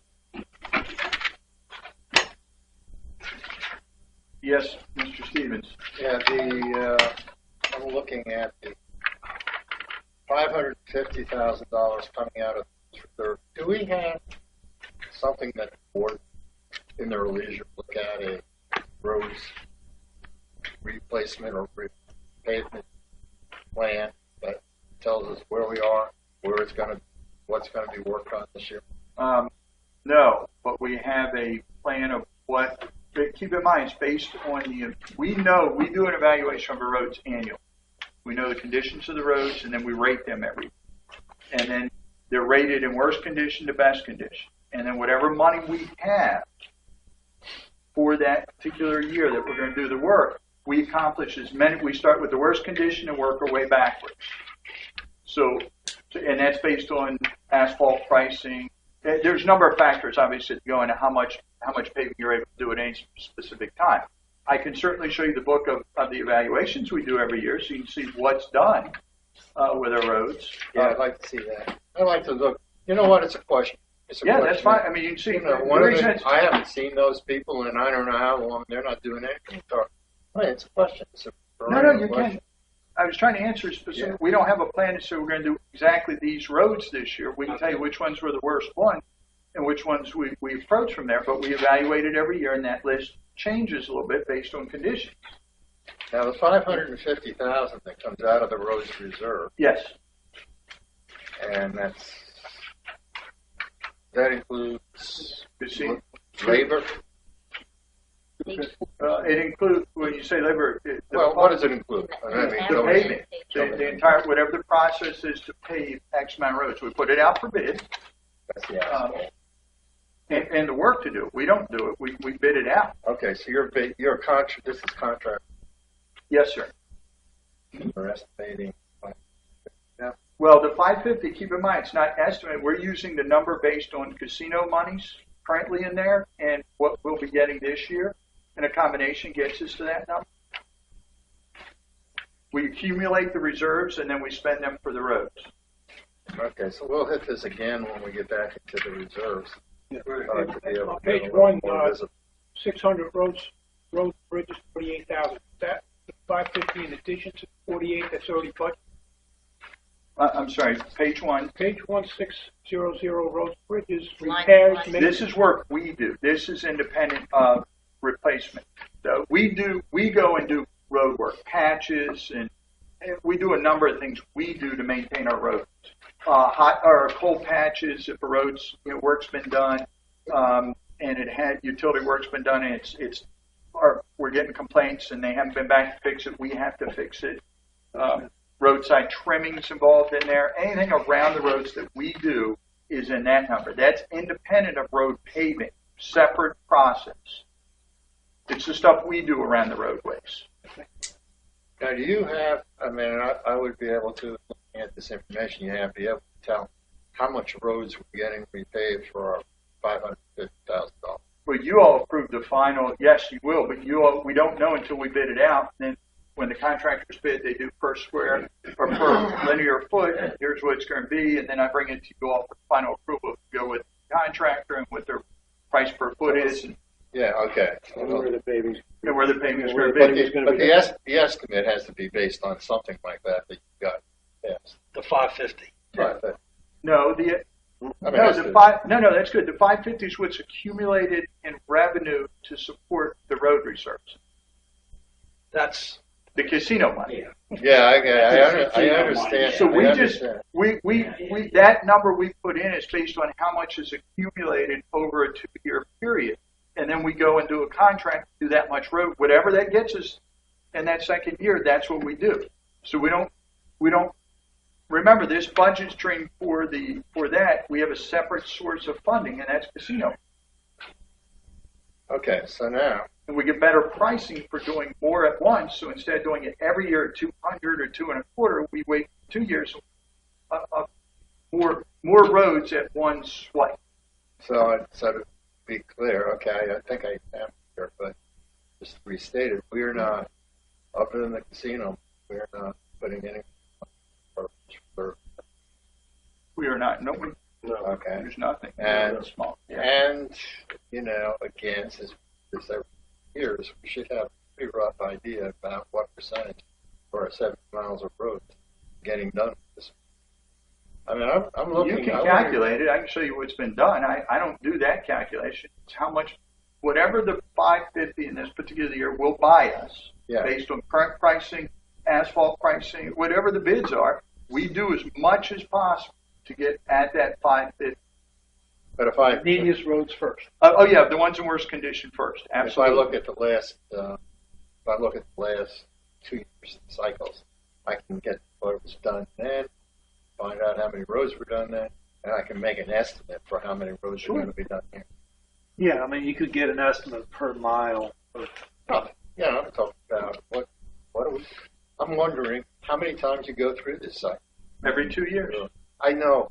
I'm sorry. I wasn't. You spend I 2 years. Smart. 2 years. You spend whatever money we give the casinos. That's all. This is talking about that's what's in there, and you're going to spend it all. Yes. Every 2 years. Yes. And I'm just asking, what does it buy us? How many miles does it get? Okay. I mean, I get you. Are you going to? Is that the end of this discussion? Are you going to bring it up again when we get into? I'll bring it up. Okay, because I want to discuss it. Because it has been suggested to us that we do not put enough money into the roads budget, and that we should put in more. Bring it up. I got it. Well, let's discuss bridge repair. Okay. Why don't we have it in LR? Why isn't it in RR? And as you all know, what I would suggest is that we take money out of RR for $425,000 and flow it into the roads reserve, and then use the roads reserve to fund $425,000 in bridge repairs, purpose being audit trail, so that everyone can see that we're taking money out of the reserves, putting it into roads, spending it on repairing the bridges, and there's an adequate audit trail as to how that $425,000 is spent. Okay. Otherwise, why are we taking it out of LR? Okay, let's make sure. I'll answer your question. I think answer that one first. Why are we taking it out of LR? I'm going to answer it the way I want to answer it, so I get you your answer. Say that one first. If you're going to be Jack, I'm going to leave. Stop talking. Jack, I can answer. This isn't a hard one. This isn't hard. We have reserves. Okay, one big bucket of reserves. we have lined it into two columns, replacement and legacy. Legacy was supposed to be for major capital items. That's something the board's decided year over year and approved. So in this particular case, because the bridges that you're referring to, the two of the four bridges were never depreciated. There was never money put aside. They were not part of the regular reserve component. We've identified it as legacy reserve. It's still coming out of reserves, which I think you're asking, correct? Yes. So, but because we never put money aside for it because it wasn't a depreciated asset, we're clearly, to your point, transparent to everyone. It's a separate line item, still under the reserve heading, just under legacy, because it's something that we're replacing under reserve, but it's clearly pointing it out separate. We're not mixing it into everything else. It's putting a spotlight so it is clear for everyone to see what we spent the money. It's actually a more transparent way to What is show it, it. new capital expense? It's still under reserves. What's for new capital expenditure, It's right? still under reserves because we're putting it under reserves because It's not. it wasn't legacy. depreciated. Yeah, but the legacy fund is for new capital expenditures now. No, sir. Isn't that the intent? No, it's for major capital items. Not major capital items, Yes, sir. Not new. maintenance, Major it could be. maintenance. Well, example. I don't know how you defined it. No, major. Whatever the board decides, and not being smug. Any Whatever. major expense? What's that? Any major expense? Major capital expense. So, help me out. 4 or 5 years ago, we did paving. Was the paving we pulled out 300,000 came out of that? Was drainage and paving. Drainage and paving. Wood duct. Thank you. Wood duct. We had $300,000 that time at a legacy. It was called 5-year funding then, but it was a $300,000 needed to be done. It wasn't part of the casino. We recognized the need for it. The board said, let's take it out of reserves. We used the right side of that column, which was at that time 5-year or now legacy reserves, because it was a major ticket item, $300,000. In the past, major capital items were defined initially, and I think, and Dave can probably answer it better than me, the 10-year task force identified major as $500,000 or higher in expenditure. Does it sound right, Dave? Yeah, Initially. you're right. Initially, that was 500,000 sort of a dividing line. Let me say that. Well, I don't want to. No, but does that? I just want to make sure I'm right. So you're correct. in general. So then, when you're looking at the 300 for the wood duct, it was on top of other things we were doing. The board decided that was a need based on the current conditions, so we pulled it out of reserves. We just chose to identify under 5-year, which is now legacy, under that column, so someone knew it wasn't a regular component. It was a large ticket item that just kind of came up. The need was there. The board said, we agree the need's there, get it done. So we funded under that, and it was listed that.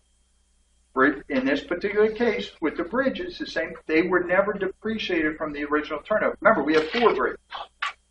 These 2 that we're talking about were not ever, there was no depreciation associated with them. So these, And then there was the golf greens, and then there were the golf grant, another item. which were Another never depreciated, but we did come out of the legacy. Came out of the legacy, big It ticket came out item. of the historical. No. Our replacement reserve. For golf. Guys, That's where it what are came you from. looking at? It came out of. I was there, Jack. You were somewhere else. Look, at that point in time, let me just say, I mean, that our use of the legacy reserve, starting with Woodgut, has been very arbitrary.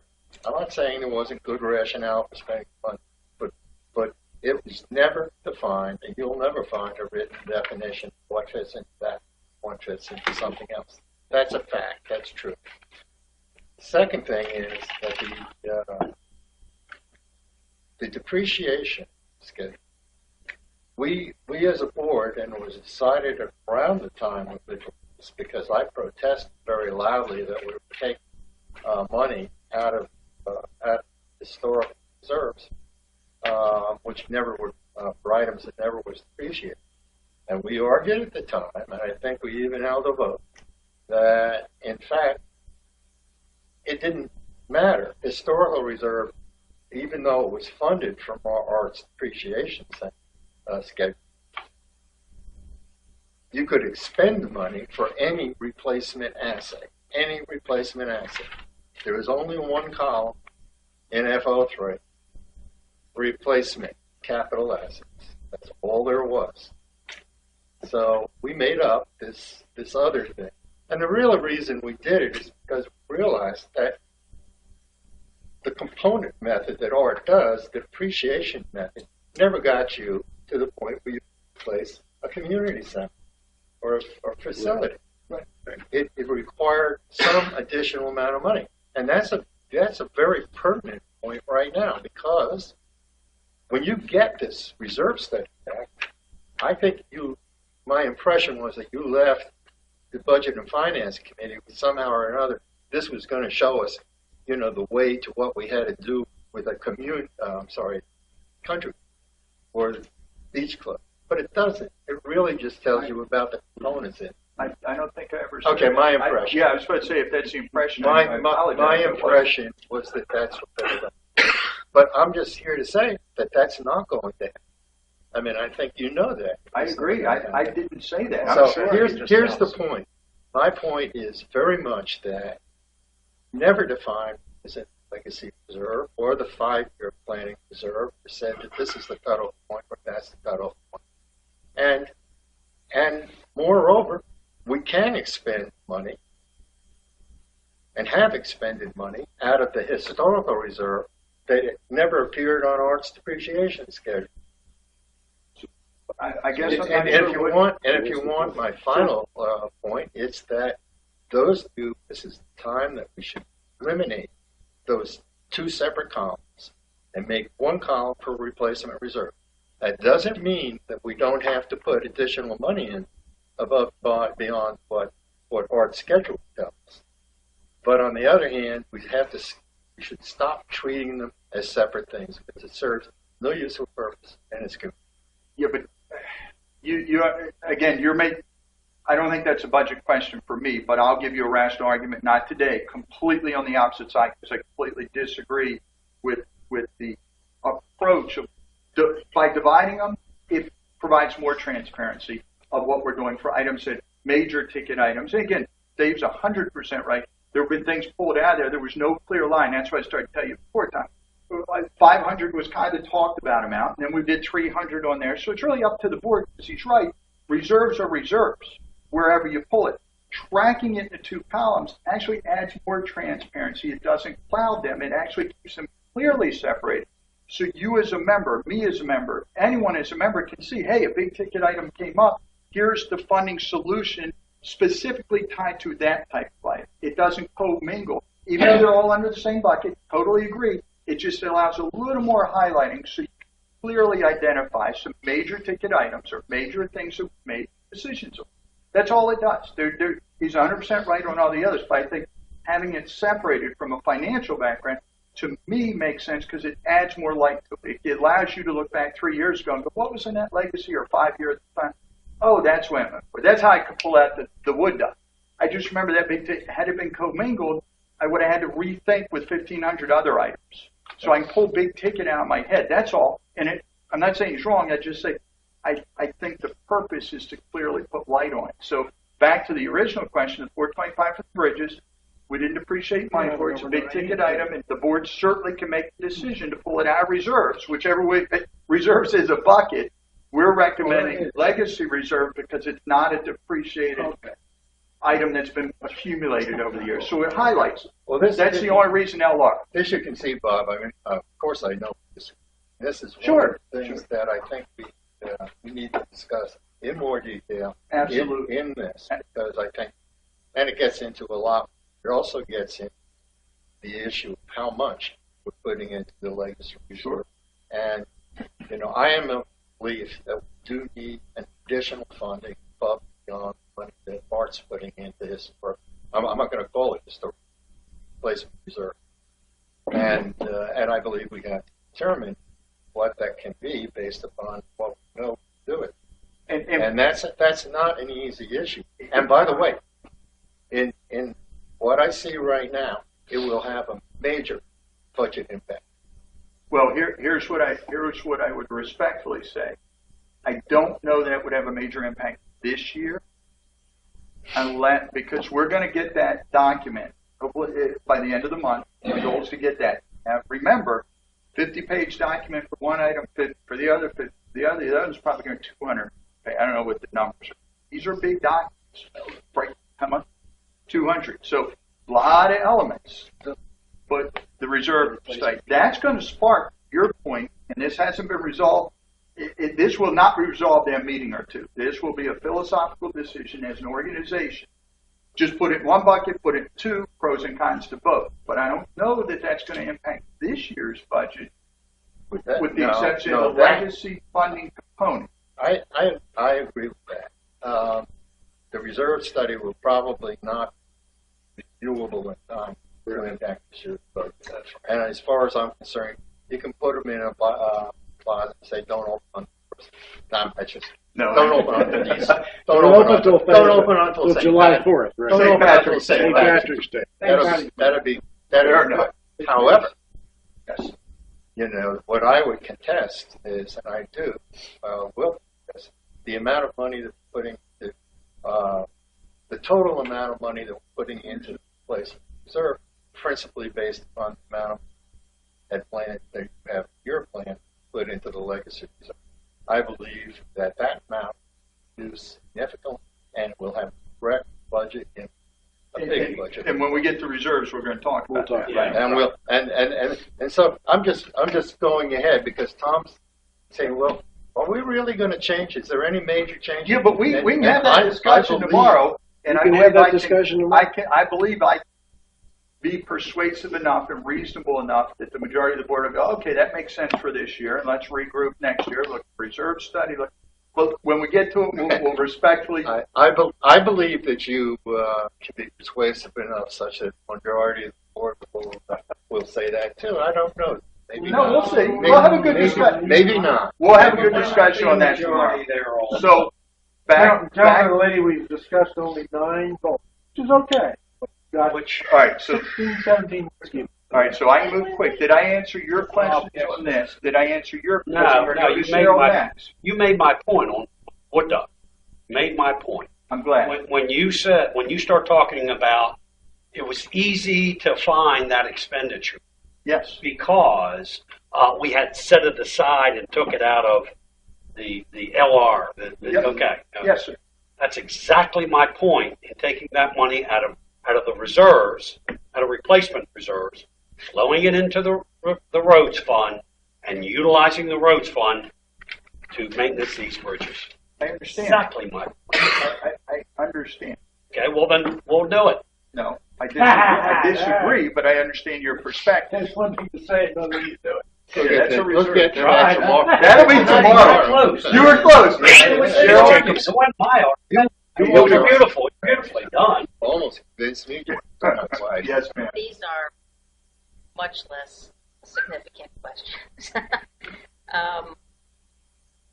Employee relations, page 2, going from 4,000 to 5,000. What falls under? Yes. What falls under employee relations? The luncheon, turkeys that are given out at the holidays, recognition awards, service awards. All those items go into employee recognition. Okay. Page 3, miscellaneous, $5,800. I'm sorry, which one? Miscellaneous. Miscellaneous. Page 3, miscellaneous. You delineated a number of things, and then you just threw in miscellaneous, different kinds of things. What does that represent?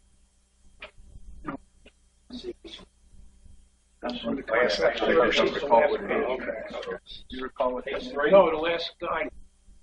Last item, contract services. You got it. Right here. Oh, am I? I'm going to have to get back to you on it. I don't know off the top of my head what that is. Okay. And then the final question. This is a joke more than anything. Snow removal. Yes. With climate warming, it's going to go up. What's that? Where do you see it? She doesn't think we're Oh, wait a gonna minute. snow. Wait a minute. What page With is it? global She's- warming, She's you're a gonna global warming you're going to advocate. increase the That's- cost of snow. Yes. Oh, Big absolutely. storms. It's better to budget for it, than not have it. Wow. than- I'm gonna stick a liberal, right? Oh, So with Jeez. global warming, yeah. Whew, I thought, really? Did Cheryl just Break say that? time. I have a question before we leave that tab. Yes, sir. Is there any money allocated Public Works worksheet to continue to support programs that address the environmental concerns at North and South Ponds? Ooh, good question. That would be a maintenance. Was it general maintenance? I'll have to look. I don't know where that is. When you say environmental programs, here's what I know is in grass cutting around the ponds. I'm more concerned about the unhealthy water quality. I can tell you, and I'll double check it, but I don't think we've budgeted to do any of the egg boiling of the eggs or any of the identifying of the nests or the stakes around the pond. As a matter of fact, I'm going to come to you guys and ask for approval to clean that mess up because I don't have an impact. They fly. They can fly. It's amazing how they do that. Go So- crazy. It's an Right over the unhealthy weeds. environmental concern, and we need to address it in some way. I was wondering if there would be funds available to do so. Here's what I can tell you. Because we don't have a solution identified, I do not have a budgeted amount. And nothing's been included in the budget for that. And the efforts that were underway last year by the Environmental Natural Assets Committee, they were their efforts. They did the work. They put the stakes in the ground. We provided them, but they did the stakes in the ground. They went out and checked the eggs. But I do, and I do not believe there was a significant impact. At least talking with one of the members on the committee, they don't believe there was a significant impact. They were going to do a write-up for the board to make a recommendation. I'm going to come back and ask in the spring to clean it up because I think it looks horrible. My point is, I did hand out the recommendations by the environmental committee to all the board members, what they suggested that we do. I think you all have that information, and I'm wondering if you had any input regarding that. Have I seen that, Tom? yes. About 2 I months have. Didn't you do it at the executive committee meeting? Isn't that when you did that? I put it in everybody's mailbox. Did you give one to me? Just out of curiosity. I didn't. I don't think I did. I Yeah, sent it see, to I don't the board recall members. seeing it. So I wouldn't have put it in the budget if I didn't know anything about it. Okay, but my concern is the board. The board, if they would support the program. Chirodol.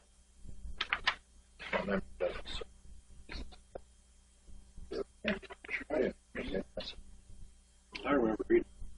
All right, so what's the do you remember the overall recommendations? Well, to control the geese population, for one, and to clean up the water in the pond, bring it back to a healthy environment. Agreed. No issue there. Now I look at this page. I remember Tom List actually shared some of this with. What's the recommendations that So you're going back to Jack's bow and arrow, Frank? Well, I think No, do you know what the touching final third recommendation- rail, I can't remember that Jack's son. remember what the final recommendations were? As I remember it, it was, What's that? yeah, it was basically relocate, if I remember correctly, I think it was not relocate. Yeah. And spend the money for I that. remember seeing that. And then there was a water quality in the north and those ponds, like an Envirotech or somebody to come in and clean up the water and treat it or something. Because I mean, it's been a while since I read it. Yeah, that's right. I remember that. I was at the first meeting, so then well, did their report have a cost, an estimate? There were no costs. There were no costs in it. It's just what the- There were recommendations, but no costs. It's about 8,000. It's about $35,000 to $38,000 per goose, and numbers in there exactly. That's it. The number is The in water treatment The price numbers was are not in in there. it. But the dollar amount to We aren't talking about domestic, right? We're not talking about the Canada No, goose we're talking about migrants. the We're talking about non-regulatory, migrants. non-migratory Canadian, non-migratory Canadian domestic. And if that's the case, now that number is in here. There are 71 at the south gate. There, I'm sorry, it went from 71 non-migratory geese in 14 to in 15 to 142, doubled in size in a year for the non-migratory geese. That's what That's what this report. It's that well-oiling one. No, you got to try something. Weren't they late on the? They were late getting them by the time they. I thought they were late. You know, they had already hatched and stuff like that. I think you're I right. think they tried, but they were All right, so Less than perfect. public so works. it just needs to be done earlier. You know, by the time they got it, they were just too late. Okay. I don't see the dollar amount I associated don't with remember there being dollar amounts in I there. didn't remember at all. I see the number of geese. I don't see the dollar That amount was per my first dollar. question. I thought Okay. You Yeah, have so the- maybe you have the tomorrow dollar we can amount? look at it Yeah, tonight. okay, We bring can it address it. That way we can decide. I mean, if we need to throw it in, we'll throw it in. Yeah, that's an Yeah. I mean, so why don't we we'll save that for tomorrow and we'll add it. Right.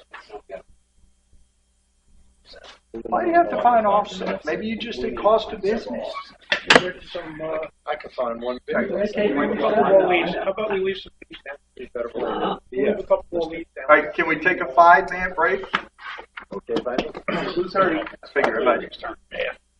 My legs are crossed all the way here. Good.